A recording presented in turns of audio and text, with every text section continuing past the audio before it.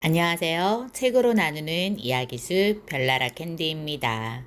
우리 아이 독서 교육 어떻게 하고 있나요? 함께 이야기해 볼까요? 말을 배우기 시작하는 유아부터 고교 학부모까지 누구나 독서 교육의 중요성을 알고 있습니다. 물론 순조롭게 진행 중인 경우도 있겠지만 시행착오 속에서 힘들어하는 경우도, 아쉽게도 포기한 경우도 있을 것입니다. 우리 함께 나누고 고민하면 어떨까요?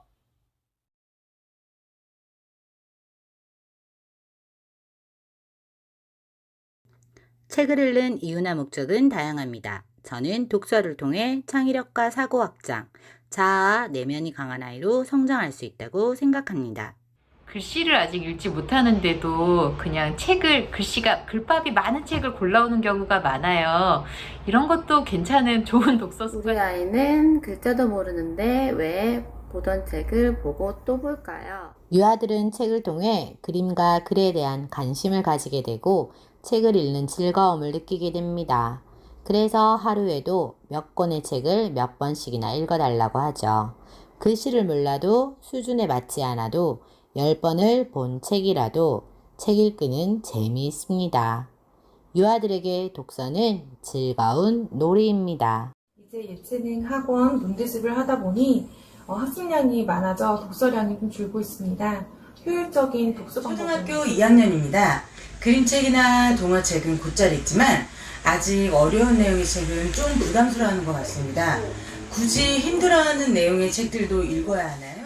학교생활 적응과 학습량의 증가로 마음이 조급해지고 여유가 없을지도 모릅니다. 그러나 서두르지 마세요. 지금은 독서에 대한 흥미를 잃지 않고 습관으로 자리 잡는 것이 더 중요합니다. 교과서 수록 작품이나 학교 권장도서부터 천천히 하나씩 읽어보세요. 이것만으로도 충분합니다. 초등 저학년 시기의 독서는 삶을 살아가는 데 필요한 자양분이 될 것입니다.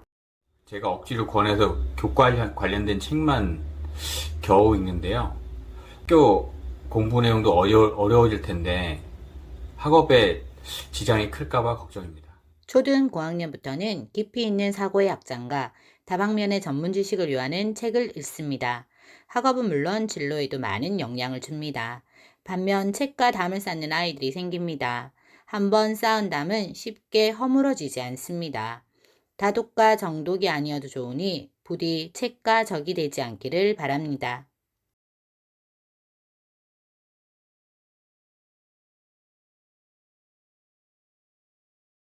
그림책, 동화책부터 위인전, 사회과학 서적, 잡지나 웹소설까지 책의 종류는 다양하고 읽어야 할 책들도 많습니다. 하루에도 수없이 많은 책들이 쏟아져 나옵니다. 그렇다면 이렇게 많은 책들 중에 우리 아이들은 어떤 책을 읽어야 할까요? 어린이집 선생님입니다. 글을 배우는 6, 7세 어린이들에겐 어떤 책이 독립을 좋을까요? 위해 소리내어 읽기를 하고 있습니다. 책을 다 읽고 난 후에 문맥을 잘 이해를 못하는 경우가 있어요. 읽기 독립을 위해 소리내어 읽는 걸 계속 고집을 해야 하는지? 한글을 배우기 위한 목적이라면 의성어, 의태어나 일상에서 쉽게 접할 수 있는 어휘가 많이 들어가 있는 책을 권합니다. 글보다 그림이 많은 책은 글자에 대한 관심을 유도하고 발화 상황을 이해하기에 좋습니다. 문해력은 글을 읽고 의미를 이해하는 능력으로 선천적으로 타고나는 것이 아니라 자라면서 발달시킬 수 있는 능력입니다. 물론 저학년에게 소리내어 읽기는 중요하지만 모든 책에 적용하지는 마세요. 아이들도 조용히 음미하면서 읽고 싶은 책이 있으니까요. 학교 추천 도서 중 오래된 책들이 많은데 꼭 읽어야 하나요? 왜 오래된 책들은 추천 도서일까요? 동화책을 많이 읽는데요. 아무래도 중고등학교에 가게 되면 고전 문학을 많이 읽는다고 하는데 이렇게 좀 차이가 있어도 되는지. 날마다 새로운 책이 나오는데도 출간일이 오래된 권장도서도 많습니다. 그만큼 아이들에게 꼭 필요한 책이라는 뜻입니다. 교육과정이 바뀌어도 시간이 흘러도 여전히 좋은 책입니다. 모든 책들의 진실성에는 변함없습니다. 지금의 다양한 독서들이 초중고 학습에도 당연히 도움이 될 것입니다. 사고의 확장, 융합적 사고, 미래교육의 핵심입니다. 큰아이는 초6, 작은 아이는 7살입니다. 상급 학교에 진학하기 전에 꼭 필요한 책들이 무엇이 있는지 궁금합니다. 예비초등 아이에게 쉽고 재미있는 전래 명작 동화를 활용하여 읽기와 받아쓰기 연습을 하면 어떨까요? 학교 생활 적응을 위한 인성, 사회성, 생활 관련 창작 동화나 스토리텔링으로 구성된 수학, 사회과학 동화도 좋을 것 같습니다. 그러나 예비초등에게 가장 중요한 것은 꾸준히 읽는 독서 습관과 책상에 앉아있는 생활 습관 아닐까요? 예비중등에게는 중학생 필독 도서와 교과서 수록 도서를 추천합니다. 학업 진로에 대한 고민과 더불어 사춘기에 접어든 아이들에게 청소년 성장소설이나 역사, 철학 관련된 책도 좋습니다. 크리에이터들이 만든 책을 자주 읽습니다. 그런데 이런 책은 도서관에도 잘 없고 사달라고 하는데 좀 아깝다는 생각이 들더라고요. 이런 책들이나 학습 만화가 아이들에게 도움이 될까요? 만화로 된 책들을 많이 찾아요. 그런데 그런 책들로 이제 많은 도움도 되고요. 그런데 이걸 너무 또 만화책으로만 아이가 하려고 하다 보니까 저희 아이들이 웹툰이나 웹소설을 자주 봅니다. 이런 것들도 독서라고 할 수 있을까요? 학습 만화, 웹소설, 크리에이터가 쓴 글, 이런 종류의 책들이 무조건 나쁜 것은 아닙니다. 학습 만화는 어렵거나 따분한 내용을 쉽고 재미있게 배울 수 있습니다. 그러나 어릴 때부터 학습 만화에 길들여진 아이들은 깊이 있는 독서에 어려움이 있습니다. 흥미 위주 시각 중심의 책에 익숙한 아이들에게는 약간의 글밥과 분량에도 힘든 과제가 될 것입니다. 먼저 만화책을 읽었다면 바로 연계하여 같은 제목이나 내용이 다른 줄글책을 읽도록 유도해 봅니다. 아이가 좋아서 읽는 책을 억지로 막을 수는 없지만 좋은 책도 함께 권하여 치우치지 않도록 해야 할 것입니다.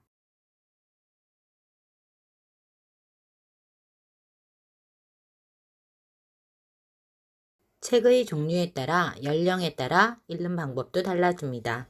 내 아이에게 보다 효율적인 읽기 방법은 무엇일까요?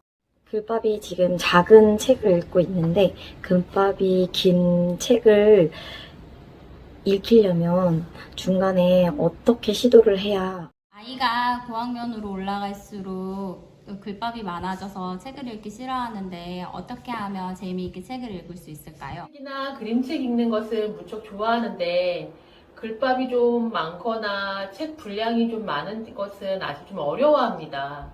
어떻게 하면 글밥이 많거나 두꺼운 책은 일단 지루하다고 생각되고 읽기에도 부담스럽습니다. 하지만 꼭 그렇지만은 않다는 것을 느끼게 해주어야 합니다. 시작은 누구나 힘듭니다. 엄마, 아빠부터 함께 노력해 보세요. 잠깐 저의 비법을 공개합니다.